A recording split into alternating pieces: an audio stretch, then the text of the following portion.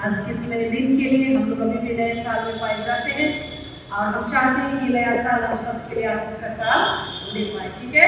और परमेश्वर जो कि स्तुति के योग्य परमेश्वर है, आज हम लोग इस रविवार में ये परमेश्वर का वचन है, परमेश्वर का आज्ञा है। 10 आज्ञा हम लोग जानते हैं ना। 10 आज्ञा में से एक आज्ञा क्या है कि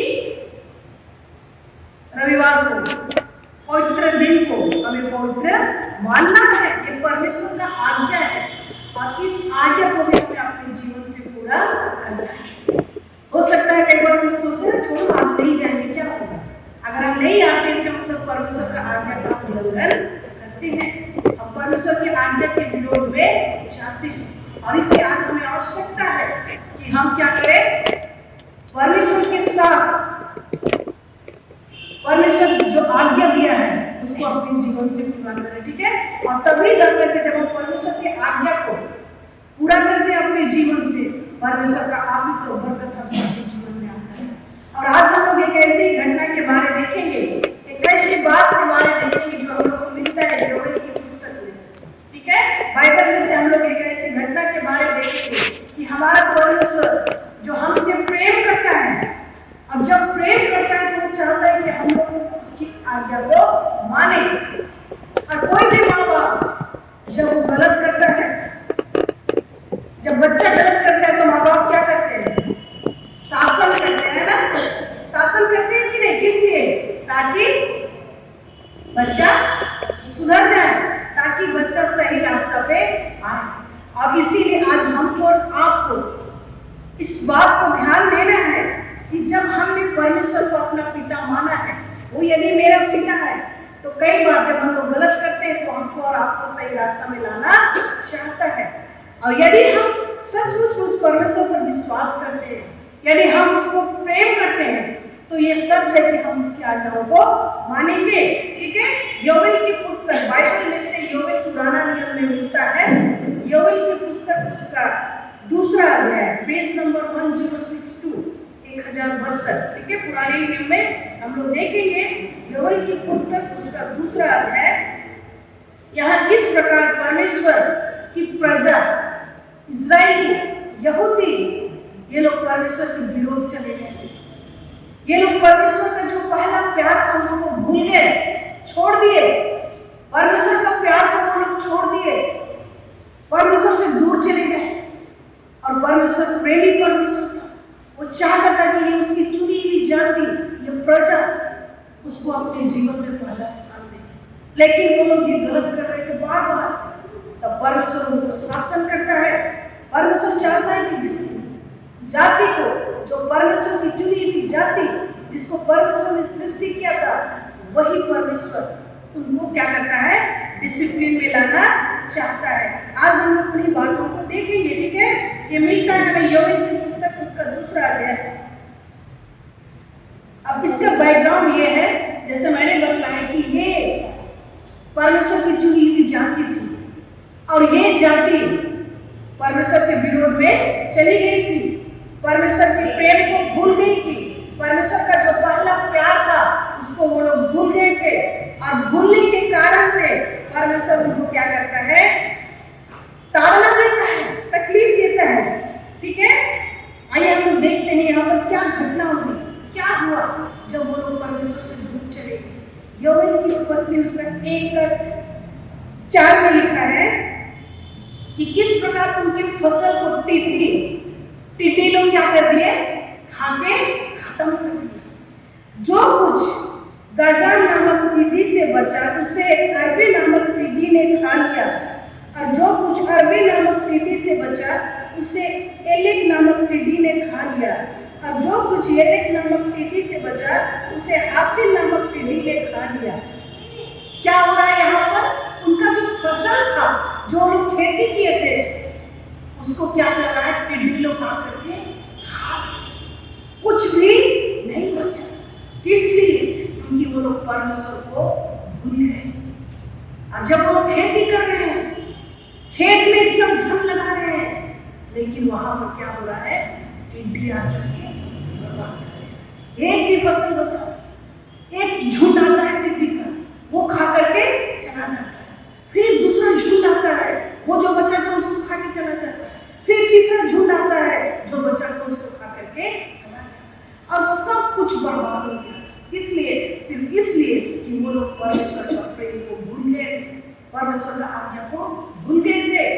और यहाँ पर देखिए, जब ऐसा परिस्थिति आता है, योवेल भविष्यवक्ता था, वो जब देख रहा है कि सचमुच में परमेश्वर क्या कर रहा है, दंड दे रहा है। किस लिए दंड दे रहा है? क्योंकि हमने गलत किया है, क्योंकि हमने परमेश्वर को भूल गया। और इस बात को योवेल भविष्यवक्ता था, जो इस्राएलियों के पास जाता है और उनको बोलता है कि हमने एक गलत काम किया है, हमने उस जीवित परमेश्वर को छोड़ दिया है और आज हमारे खेती में, आज हमारा जो भी हम लगा रहे हैं वो फल नहीं दे रहा है। तब योवेल भविष्यवक्ता को बोलता है हम क्या करें? वो लोगों के पास जाता है, आह्वान, लोगों को बोलता है कि चलो हम लोग क्या करेंगे, उपवास और प्रार्थना करेंगे, क्योंकि हमने गलत किया है। और सब लोगों को इकट्ठा करता है, क्योंकि आज हमारे पास खाने के लिए कुछ नहीं है, आज मेरा सब कुछ खत्म हो गया है, क्योंकि हमने गलत किया। और इसके बाद देखते हैं हम लोग दूसरा का 12 में क्या होता है, बुलाता है योवेल भविष्यवक्ता सारे यहूदी जाति के लोगों को, इस्राएली को, कि चलो हम लोग उपवास और प्रार्थना करेंगे। और यहाँ पर बतला रहे हैं हम लोग को, वो लोग प्रार्थना करते हैं, पश्चाताप करते हैं। और 11 में बोलता है कि यहोवा अपने उस दल के आगे अपना शब्द सुनता है। लोग जब उपवास कर रहे हैं, प्रार्थना कर रहे हैं, झुंड के झुंड, और परमेश्वर क्या कर रहा है, सुन रहा है उनकी प्रार्थना को, क्योंकि वो लोग देख लिया कि हम लोग जीवन में असफल हैं। और उसके बाद योवेल का आह्वान, वो बुलाता है सबको कि आओ, चुप रहने से कुछ होना नहीं है, हम लोग को प्रार्थना करना है। कैसा प्रार्थना? उपवास का प्रार्थना। 12 में लिखा है, तो अभी यहोवा की यह वाणी है, अभी भी सुनो। परमेश्वर बोला ठीक है, तुम लोग अभी तक तो गलत किया, मुझसे दूर चला गया, मेरी आज्ञा को पूरा नहीं किया, तुम जो चाहा वही किया, लेकिन अभी भी सुनो। तो अभी यहोवा की यह वाणी है, अभी भी सुनो, उपवास के साथ रोते पीटते और पूरे मन से फिर कर मेरे पास आओ। क्या आप ऐसा सोचते हैं कि जब हम कुछ गलत करते हैं, जब हम अपने जीवन से कुछ गलत काम करते हैं, तो क्या परमेश्वर उस गलत को अच्छाई में बदल सकता है? आप क्या सोचते हैं? क्या सोचते हैं? हम मनुष्य हैं, हम लोग को एक एक सेकंड में चुनाव करना पड़ता है, हमेशा हमारे सामने चुनौती रहता है, हम अच्छा करेंगे कि गलत करेंगे, और हम लोग उसी में कंफ्यूज हो जाते हैं। कितनी बार हम लोग फेल हो जाते हैं, कितनी बार हम लोग गलत करते हैं। लेकिन क्या आप सोचते हैं कि जब हम गलत करते हैं, हमारा परमेश्वर उस गलत से भी अच्छाई को उत्पन्न करता है? किस लिए? क्योंकि वो प्रेम करता है, वो नहीं चाहता है कि कोई नाश हो।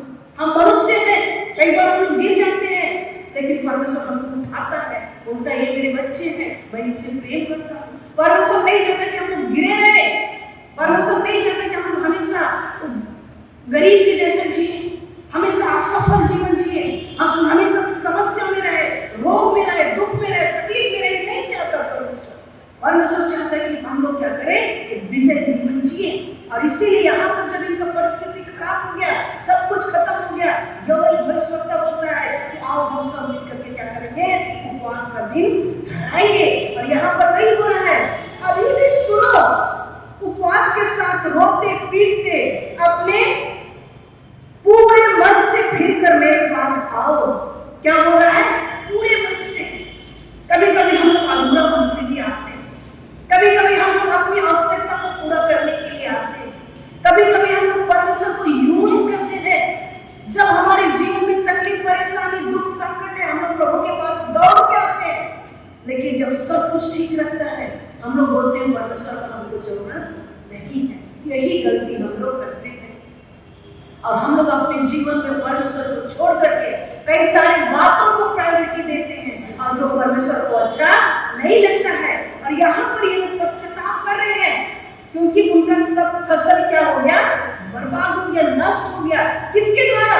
टिड्डी, एक कीड़ा आकर उनको बर्बाद कर दिया।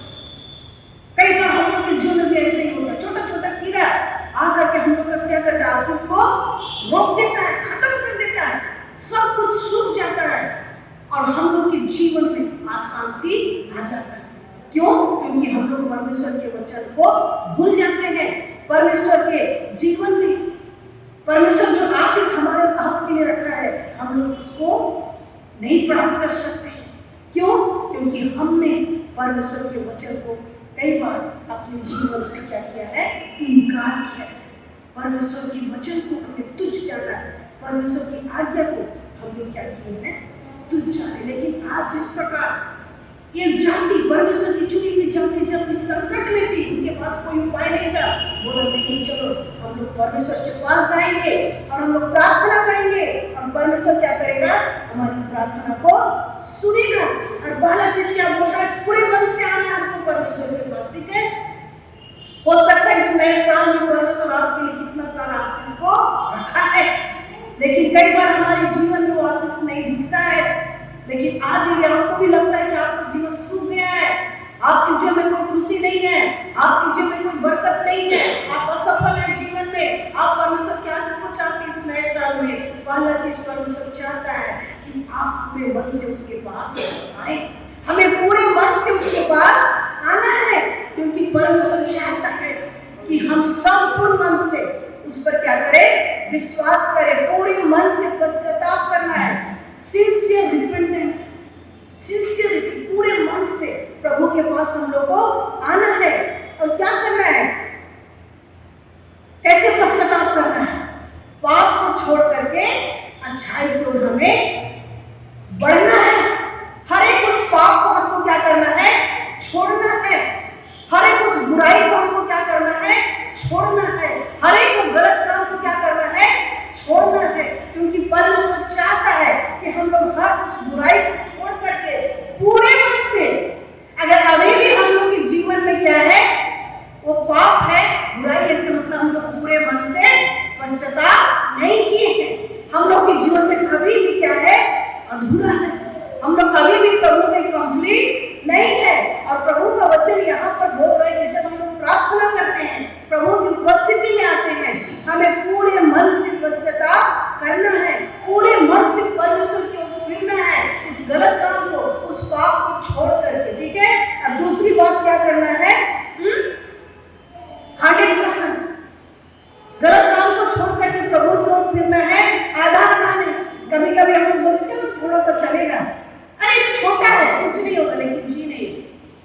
परमेश्वर जो कि न्यायी है, वो प्रेमी परमेश्वर, प्रेम से वो आपको आशीष देना चाहता है, प्रेम के कारण से वो आपको बरकत देना चाहता है, प्रेम के कारण से वो चाहता है कि आप खुशी और आनंद का जीवन जिए। लेकिन दूसरी तरफ वो न्यायी भी है, वो न्यायी परमेश्वर है, वो न्याय करता, वो कभी गलत को बर्दाश्त नहीं कर सकता। और इसीलिए एक तरफ उसका स्वभाव क्या है? प्रेम का। प्रेम के कारण से वो आशीष देना चाहता है, आपको बरकत देना चाहता है, आपको सफल देना चाहता है। लेकिन दूसरी तरफ उसका स्वभाव क्या है? वो न्यायी है, वो न्याय करता है, उसका स्वभाव ही है न्याय। वो कभी भी गलत को अच्छा नहीं बोल सकता। और उसका जो वचन है वो क्या होता है? अपने आप हम लोग के जीवन में पूरा होता है।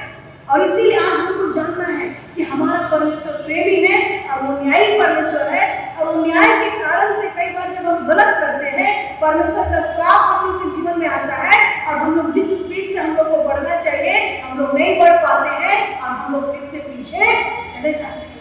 एक स्टेप 10 स्टेप हम लोग ऊपर चढ़े थे प्रभु के साथ, हम लोग कितना अच्छा जीवन जी रहे थे, प्रार्थना का जीवन, वचन प्रभु के साथ कितना मजा आ रहा था। लेकिन हमने ऐसा कुछ काम कर दिया जो परमेश्वर को अच्छा नहीं लगता था। फिर हम कहाँ चले गए? इनसे मेरा आत्मिक जीवन कहाँ चला गया? नीचे। और परमेश्वर चाहता है कि हम उस नीचे ना रहे, परमेश्वर चाहता है कि हम फिर से ऊंचा उठे। और ये कब होगा? जब हम पूरे मन से पश्चाताप करेंगे, जब हम पूरे मन से प्रभु के पास आएंगे, अपने उस बुराई को छोड़ करके। और इस नए साल में यदि आप सचमुच में परमेश्वर का आशीष चाहते हैं, आपको पूरे मन से प्रभु के पास आना है। आपको पता है कि आपके जीवन का कौन सा समस्या है, ठीक है? और उसके बाद क्या है? कैसे आना है? उपवास के साथ, ठीक है? यहाँ पर क्या कर रहे हैं? उपवास के साथ आ रहे हैं। क्या कर रहे हैं? उपवास के साथ, रोते पीटते अपने पूरे मन से फिर कर मेरे पास आओ। मैंने क्या काम कर रहे हैं? वो लोग बैठे हैं? नहीं बैठे। प्रभु के पास जब आए हैं वो एक्शन, क्या एक्शन है? उपवास। कैसे आना है प्रभु के पास? उपवास के साथ। कैसे आना है? रोते पीटते हुए, बिलाप मांग करते हैं कि प्रभु मेरी आवश्यकता ये है, प्रभु मेरा समस्या ये है। जब आप उपवास और प्रार्थना करेंगे, परमेश्वर मजबूर हो जाएगा आपकी परिस्थिति को बदलने के लिए। ये बहुत ही पावरफुल वेपन है, एक पावरफुल हथियार है। अगर आज तक आपको लगता है कि आपके जीवन में कई सारा चीज अटका हुआ है, रुका हुआ है, आप उपवास के साथ प्रभु के चरणों में बैठे, एक ऐसा हथियार है जो एक एटम बम से भी भयानक है। प्रार्थना में इतना शक्ति है। कई बार हम लोग अपने आप को सोचते हैं हम बहुत कमजोर है। जी नहीं, अगर आप प्रार्थना करेंगे आप एक एटम बम के जैसा। परमेश्वर का वो शक्ति, वो सामर्थ्य कब जब हम सचमुच में उपवास के साथ, पश्चाताप के साथ, बुरे कामों को छोड़ करके जब प्रभु के पास आते हैं, प्रार्थना करते हैं। जस्ट उपवास मतलब चलो आज खाना नहीं खाए हो गया, ऐसा नहीं है। कभी कभी हम लोग करते हैं ऐसा, ब्रेकफास्ट नहीं किए, लंच नहीं किए, डिनर नहीं किए, उपवास हो गया, जाके 5 बजे खा लिए, खत्म। जी नहीं, उपवास करना है तो हमें पूरे विश्वास के साथ, इमोशन, फीलिंग रोकते और पीटते हुए बोलना, अपनी आवश्यकता के लिए, अपने पाप के लिए पश्चाताप करते हुए प्रभु के पास आना है। और क्या बोलता है आगे? अपने वस्त्र नहीं परंतु अपने मन को फाड़ के आओ। पहले क्या होता था पुराने नियम में, लोग जब उपवास करते थे तो सदुकी फरीसी धर्म गुरु लोग क्या करते थे, चौराहे में जा करके अपना वस्त्र, राजकीय वस्त्र को फाड़ करके दिखाते थे कि हम उपवास किए हैं। वो लोग पब्लिसिटी करते थे, दिखाते थे दुनिया को कि हम आज उपवास में हैं। रात को लगा के टाट मान के वो बैठ जाते थे चौराहे में ताकि लोग जाने कि हम क्या है, उपवासी है। इसीलिए यहाँ पर यह बोल रहा है कि अपना कपड़ा को फाड़ के मत दिखाओ, कपड़ा को फाड़ के मत दिखाओ लोगों को। परमेश्वर हमारे मन को देखकर तुम अपने मन को ही फाड़ करके परमेश्वर के पास आओ। ये परमेश्वर यहाँ पर योवेल बोल रहा है कि क्या, अपने वस्त्र नहीं अपने मन ही को फाड़ करके अपने परमेश्वर यहोवा की ओर फिरो, क्योंकि वह अनुग्रहकारी। क्या परमेश्वर है? अनुग्रहकारी। मैंने कहा वो दयालु परमेश्वर है, वो अनुग्रहकारी परमेश्वर है। और क्या है? विलंब से क्रोध करने वाला है। और क्या है?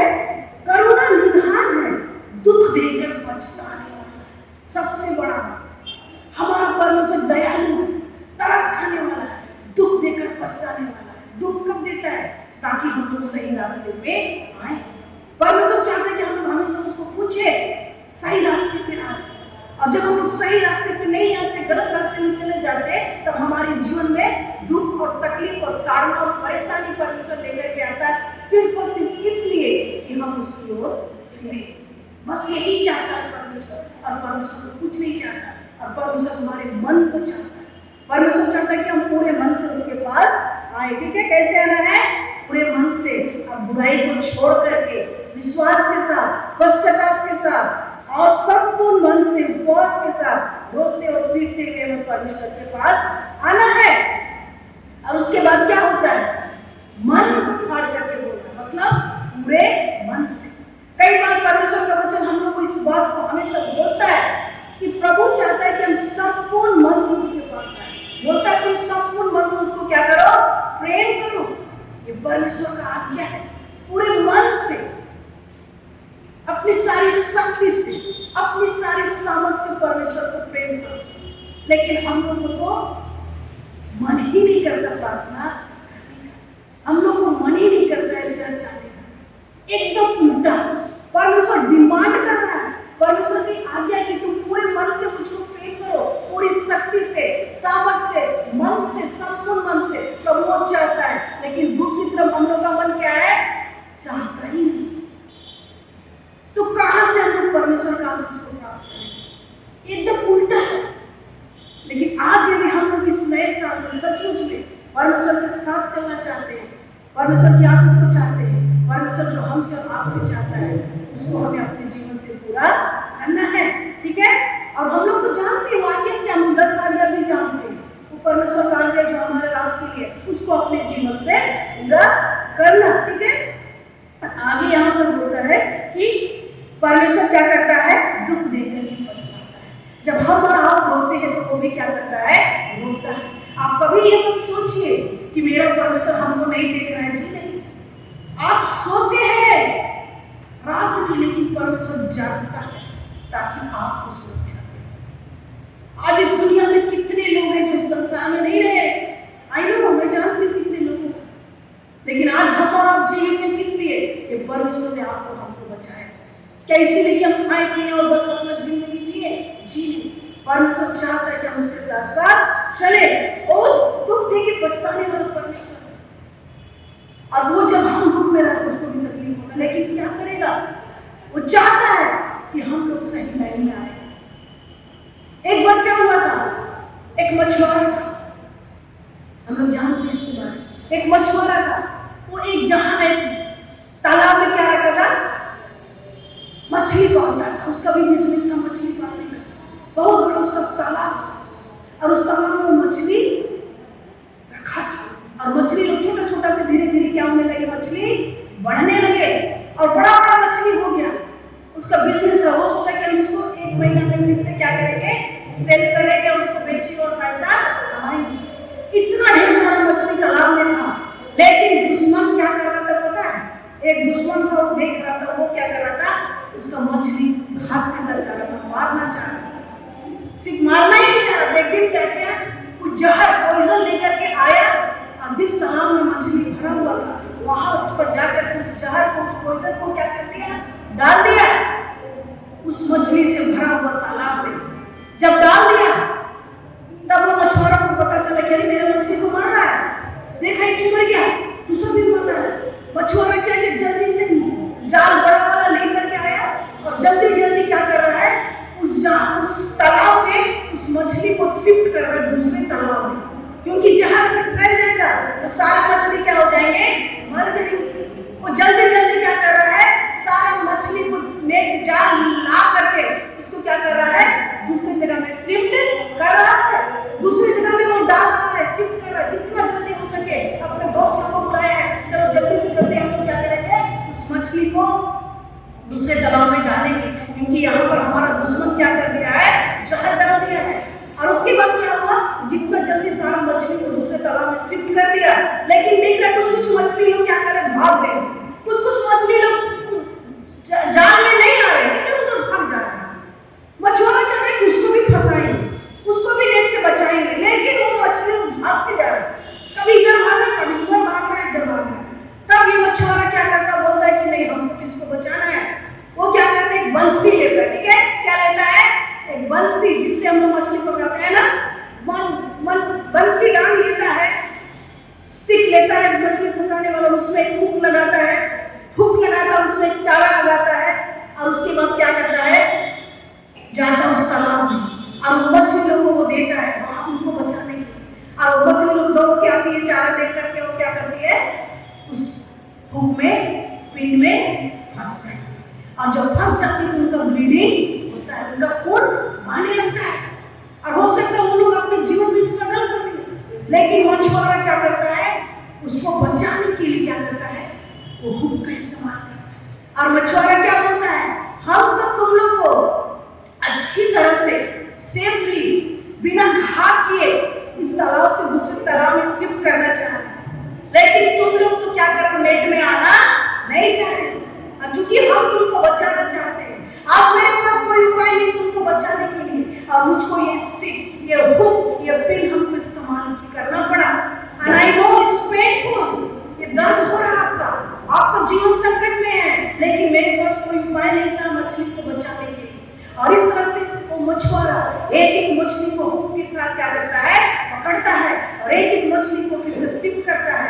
लेकिन उनके जीवन में क्या था, एक तकलीफ था, ब्लीडिंग हो रहा था, लेकिन फिर भी उनको वो बचा लिया। तो इसी तरह परमेश्वर भी हमारे और आपके साथ करता है। परमेश्वर चाहता है कि हम लोग खुशी खुशी अच्छी तरह से आशीष को दे, लेकिन हम लोग अपने जीवन में उल्टा चलने लगते हैं, अरे कुछ नहीं होगा, छोड़ो ना। परमेश्वर बोलता हमको भी वो स्टिक यूज करना है, दर्द होगा, तकलीफ होगा, लेकिन मेरे पास कोई उपाय नहीं है तुमको बचाने के लिए। अगर मैं छोड़ दूंगा तो तुम क्या हो जाओगे, मर जाओगे। परमेश्वर भी आज देख रहे संसार में, अगर परमेश्वर हमको और आपको छोड़ देगा तो हम लोग क्या हो जाएंगे, खत्म। लेकिन परमेश्वर आज चाहता हमको और आपको बचाना। आप अपना फ्यूचर को नहीं देख रहे हैं, आप अपना भविष्य को नहीं देख रहे कि आगे और आज परमेश्वर उसी से आपको बचाना चाहता है। यदि आप परमेश्वर के साथ कोऑपरेट नहीं करेंगे, यदि आप परमेश्वर के साथ सम्मिलित नहीं होंगे, हो सकता है परमेश्वर कहीं से दुख और तकलीफ और परेशानी को हमारे और आपके जीवन में लेकर के आएगा। क्यों? ताकि वो हमको और आपको बचाए। उसका काम ये नहीं कि आपको नाश करना, आपको मारना, जी नहीं। परमेश्वर कभी किसी को नाश नहीं करता, कभी किसी को मारता नहीं है। परमेश्वर सिर्फ चाहता है कि हम लोग उसको जाने, उससे प्रेम करें और उसकी आशीष में आगे बढ़े। और इसीलिए इस नए साल में आइए हम उस परमेश्वर पर विश्वास करें, वो परमेश्वर जो हमको और आपको बचाने का सामर्थ्य रखता है, वो परमेश्वर जो आज हमको और आपको क्या करता है, आशीष देता है।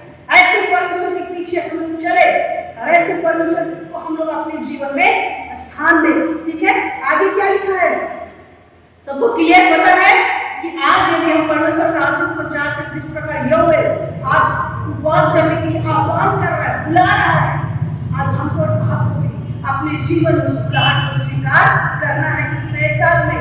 और उसके बाद क्या होता है, दूसरी ओर देखिए। ठीक है, पहली ओर उनका सब कुछ उजड़ गया, पहला परिस्थिति सब कुछ खत्म हो गया, सारे टिक खा के खत्म। तब ये उपवास प्रार्थना कर रहे हैं। उपवास प्रार्थना करने के बाद परमेश्वर क्या करता है हम उसको देखेंगे। 15 में बोलता है कि सियोन में नरसिंह का धूप को उपवास का दिन ठहराओ, महासभा का प्रचार करो, लोगों को इकट्ठा करो, सभा को पवित्र करो, पुरनियों को बुला लो, बच्चों और दूध पियों को भी इकट्ठा करो, सबको इकट्ठा करो, मिल करके प्रार्थना करो। और जब प्रार्थना करेंगे तो क्या होता है, देखिए परमेश्वर क्या करता है। 18 से परमेश्वर की दया के बारे यहाँ पर लोग देखिए, परमेश्वर का दया कैसा दया है। तब यहोवा को अपने देश के विषय में जलन हुई। जब लोग प्रार्थना कर रहे थे, उपवास कर रहे थे, परमेश्वर को जलन हुआ। परमेश्वर बोला, अरे मेरी प्रजा है, परमेश्वर तरस खाने वाला परमेश्वर है। तब यहोवा को अपने देश के विषय में जलन हुई और उसने अपनी प्रजा पर तरस खाया। परमेश्वर चुप था नहीं, परमेश्वर तरस खाया। यहोवा ने अपनी प्रजा के लोगों को उत्तर दिया। सिर्फ इतना ही नहीं, परमेश्वर उत्तर दिया। यहोवा ने अपनी प्रजा के लोगों को उत्तर दिया, सुनो, मैं अन्न और नया दाखमधु दूं और ताजा तेल तुम्हें देने पर हूं। देखिए परमेश्वर का आशीष, कितना बड़ा आशीष। छोड़ दिया परमेश्वर? नहीं, परमेश्वर कभी नहीं छोड़ता मेरे प्रिय। आप छोड़ देंगे लेकिन वो कभी नहीं छोड़ेगा, क्योंकि वो प्रतिज्ञा के इब्रानी 13:5 में, मैं तुझे कभी नहीं छोड़ूंगा, कभी नहीं त्यागूंगा। आप क्या अपने लोग छोड़ देंगे, लेकिन हमारा परमेश्वर कभी नहीं छोड़ेगा। इसलिए आइए उस परमेश्वर को हम भी ना छोड़े। क्या कर रहे हैं यहाँ पर, यहोवा ने अपनी प्रजा के लोगों को उत्तर दिया, सुनो, मैं अन्न और नया दाखमधु और ताजा तेल तुम्हें देने पर हूँ और तुम उन्हें पाकर तृप्त होगे और मैं भविष्य में अन्य जातियों द्वारा तुम्हारी नाम धराई ना होने दूंगा। परमेश्वर कंप्लीट आशीष देता है हमको, आपको सिर्फ एक टुकड़ा आशीष नहीं देता है, एक पीस नहीं देता है। आप छोटा मांग रहे होंगे, लेकिन परमेश्वर आपको हर क्षेत्र में आशीष देता है। इसका मतलब क्या है, परमेश्वर आपको शारीरिक आशीष देता है। इस संसार में जीने के लिए आपको भोजन, रोटी, कपड़ा, मकान चाहिए, परमेश्वर आपको वो भी देगा। आत्मिक जीवन में आगे बढ़ने के लिए पवित्र आत्मा का सामर्थ चाहिए, परमेश्वर आपको वो भी देगा। हर चीज, शारीरिक, आत्मिक, लौकिक, फाइनेंस, सब कुछ परमेश्वर देना चाहता है। और इससे बढ़कर परमेश्वर आपको अच्छा स्वास्थ्य देना चाहता है। आज यदि आपके पास पैसा है, धन है, दौलत है, यदि आपका स्वास्थ्य नहीं है, क्या होगा? कोई फायदा? आज लोगों के पास कितना पैसा है, लेकिन ऐसा बीमारी है कि वो लोग खाना नहीं खा सकते। क्या फायदा इस पैसे का? ये परमेश्वर का आशीष नहीं। आज हम और आपको परमेश्वर का आशीष में बढ़ना है, चलना है। और इसीलिए परमेश्वर यहाँ पर क्या बोल रहा है कि सुनो, मैं क्या दूंगा? अन्न। क्या दूंगा? अन्न दूंगा। तो अन्न के साथ में क्या बोल रहा है? नया दाखमधु और ताजा तेल तुम्हें देने पर। कितने लोग चाहते हैं दाखमधु, परमेश्वर का आशीष? कितने लोग चाहते हैं अन्न, परमेश्वर का आशीष? वो मैं तुम्हें देने पर हूं और तुम क्या करोगे? उन्हें पाकर तृप्त होगे। तृप्त मतलब भरपूर। कई बार हम लोग के जीवन में कमी लगता है, लेकिन जब हम प्रभु के पीछे चलेंगे वो हमें भरपूर देगा। क्योंकि यीशु मसीह यूहन्ना 10:10 में कहा है कि चोर की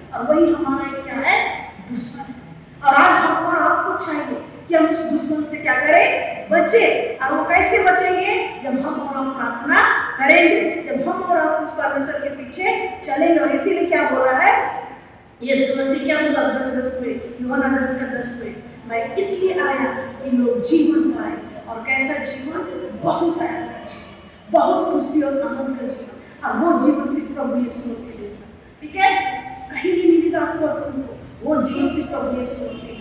बहुत आनंद मतलब बहुत खुशी और बहुत आनंद, हर चीज में आप सेटिस्फाइड रहेंगे, ठीक है। और इसीलिए आज प्रभु हम लोग को ये प्रतिज्ञा दिया है कि यहोवा ने अपनी प्रजा के लोगों को उत्तर दिया, सुनो, मैं अन्न और नया दाखमधु दूं और ताजा तेल तुम्हें देने पर हूँ, और तुम उन्हें पाकर तृप्त होगे, और मैं भविष्य में अन्य जातियों द्वारा तुम्हारी नामधराई न होने दूंगा। नामधराई न होने दूंगा मतलब क्या? कई बार हम लोग का नामधराई लोग ठट्ठा करते, मजाक करते, बुराई करते, अरे तुम प्रभु के पीछे चल रहे हो, अरे प्रभु तेरे जीवन में ये लेकर के आया, क्या फायदा, क्या हुआ? प्रभु यहाँ पर बोल रहा है, सिर्फ एक आशीष नहीं बोल रहा है, उनको खाना भी दे रहा है, ठीक है। पहला चीज क्या कर रहा है, उनको खाना भी दे रहा है, अन्न भी दे रहा है। नया दाखमधु मतलब जो भी पौधा लगा रहे हैं, जो भी पेड़ लगा रहे हैं, जो भी उपजाऊ कर रहे हैं, उसमें क्या करना है, आशीष दे रहा है। कोई टिड्डी आकर के खाएगा नहीं, पहले बार तो टिड्डी आके खा के सब खत्म कर दिया, अभी कोई टिड्डी नहीं आएगा। और क्या बोल रहा है, ताजा तेल तुम्हें देने पर, वो तेल जो पवित्र आत्मा है, वो आशीष परमेश्वर आज हम और आपको दे रहा है। और सिर्फ इतना ही नहीं, तुम उनको पाकर के तृप्त होगे, और मैं भविष्य में अन्य जातियों द्वारा तुम्हारी नामधराई न होगी।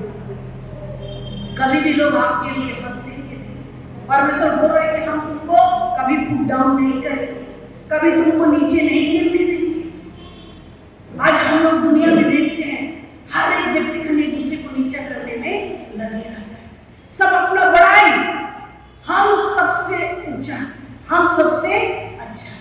लेकिन परमेश्वर क्या बोल रहा है कि हम तुम्हारा नाम कभी ऊंचा होने नहीं देंगे, क्योंकि तुमने मुझसे प्रेम किया है। कभी भी परमेश्वर आपके जीवन में ऐसा अवस्था नहीं आने देगा जहां पर आप नीचे हो, क्योंकि आपने उस परमेश्वर को अपना आधार माना है, आपने उस जीवित परमेश्वर को अपना पिता माना है। वो कभी नहीं चाहेगा कि आप नामधराई का कारण बने, वो कभी नहीं चाहेगा कि लोग आपका ठट्ठा करें, हंसी करें। हो सकता है आज लोग आपका मजाक कर रहे हैं, हंसी कर रहे हैं, लेकिन एक दिन परमेश्वर उन्हीं लोगों के बीच में आपको खड़ा करेगा, उन्हीं लोगों के बीच जो आज आपका मजाक बना है, वही लोग जो आपका हंसी कर रहे हैं, परमेश्वर उनके बीच में आपको ऊंचा उठाएगा। और इसीलिए आज हमें डरने की आवश्यकता नहीं है। धन्य हो तुम, मत्ती सुसमाचार 5 में होता है, धन्य हो तुम जब लोग मेरे कारण तुम्हारी निंदा करें, उस दिन तुम आनंद से उछलना, क्योंकि स्वर्ग में तुम्हारे लिए प्रतिफल है। आज यदि आप प्रभु के पीछे चल रहे हैं, हो सकता है लोग आपका मजाक उड़ा रहे हैं, आप कभी घाटे में नहीं रहेंगे। परमेश्वर के लोग कभी घाटे में नहीं रहते। परमेश्वर हमेशा हमको आपको आशीष देगा, लेकिन कब, जब हम उसके साथ चलेंगे। धन्य हो, ब्लेस्ड, हम लोग धन्य हैं। अगर लोग आज आपका हंसी मजाक उड़ा रहे हैं, आप धन्य हैं, यू आर ब्लेस्ड मैन, आप धन्य, आशीषित होंगे। धन्य हो तुम जब लोग मेरे कारण तुम्हारी निंदा करें, उस दिन तुम आनंद से उछलना। आपको कोना में बैठ के रोने का जरूरत नहीं है, हताश निराश होने का जरूरत, लेकिन आनंद से उछलना, क्योंकि स्वर्ग में तेरे लिए क्या है, प्रतिफल। कभी भी हताश निराश मत होइए जब लोग आपके विरोध में बोलते हैं। आपको प्रभु पर भरोसा रखना है, क्योंकि प्रभु प्रतिफल देगा, परमेश्वर आपको आशीष देगा, ठीक है। और बोल रहा है कि मैं तुम्हारी नामधराई न होने दूंगा। कभी परमेश्वर आपको डाउन नहीं करेगा। हो सकता है आपके अपने लोग आपको नीचे गिराने की कोशिश करेंगे हर छोटी छोटी बात में, लेकिन परमेश्वर कभी आपको नीचे नहीं गिराएगा, वो हमेशा आपको ऊंचाई में लेकर के जाएगा, और आप सिर बनेंगे, पूछ नहीं, ये सिर। इस नए साल में हमें एक आज क्या बनना है, सिर बनना है। हमें एक आज उस परमेश्वर के साथ आगे बढ़ना है। कितने लोग तैयार हैं कि वही जिंदगी जीना चाहते हैं? आज हमें परमेश्वर में आगे बढ़ना है। लोग पश्चाताप की समस्या था, प्रार्थना में दम दिखाना है। मैं बार बार बोलती हूँ, आइए अपने प्रार्थना में हम लोग दम दिखाएं, प्रार्थना कीजिए, परमेश्वर दिवस हो जाएगा। परमेश्वर आपकी परिस्थिति को बदलने के लिए क्या करेगा, रेडी, मजबूर हो जाएगा। अरे कैसे नहीं करेंगे, ये लोग इतना प्रार्थना किए, परमेश्वर चुप था, नहीं तो परमेश्वर ठीक है, जो हो गया सो हो गया, लेकिन आज की बात सुना, तुमको नया फसल दूंगा, जो कुछ तुम बोएगा तुम 100% काटेगा, जिस पर भी तुम हाथ धरेगा वो 100% सफल होगा। और इसलिए इस नए साल में सचमुच में उस परमेश्वर के वचन के साथ चले, क्योंकि परमेश्वर प्रेमी है। वो चाहता है कि हम लोग उससे क्या करें, प्रेम करें। वो चाहता है कि हम लोग उसके वचन के अनुसार चले। परिस्थिति को देख के घबराए नहीं, अपनी समस्या को लेकर के रोना नहीं है, लेकिन आज हमें परमेश्वर के पास आना है पूरे विश्वास के साथ कि परमेश्वर हमारी परिस्थिति को बदलने का सामर्थ करता है। कभी भी परमेश्वर को छोटा ना बनाए।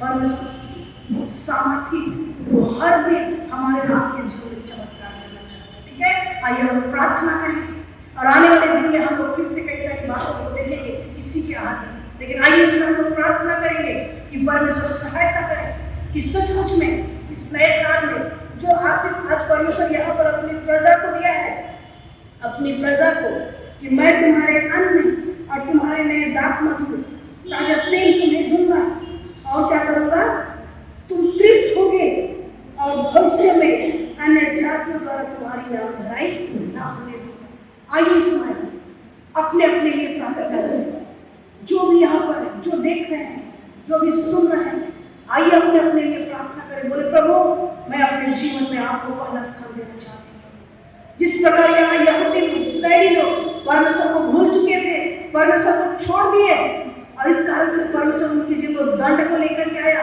वो ताड़ना को लेकर के बार बार वो परमेश्वर के विरोध चल रहे थे। परमेश्वर बोला कि नहीं, मुझको बचाना है, और बचाने के लिए परमेश्वर ये परिस्थिति को उनके जीवन में लाए। और आज भी परमेश्वर हमको और आपको बचाना चाहता है। मेरे प्रिय, आज भी परमेश्वर चाहता है कि हम एक आशीषित जीवन जिए। आज भी परमेश्वर चाहता है कि हम एक विजय जीवन जिए, और इसके लिए आज हमें परमेश्वर के पास आना है, पश्चाताप करना है अपने उन सारी गलत बातों से, और पूरे मन से, अपने हृदय से, अपने मन से उस पर विश्वास करना।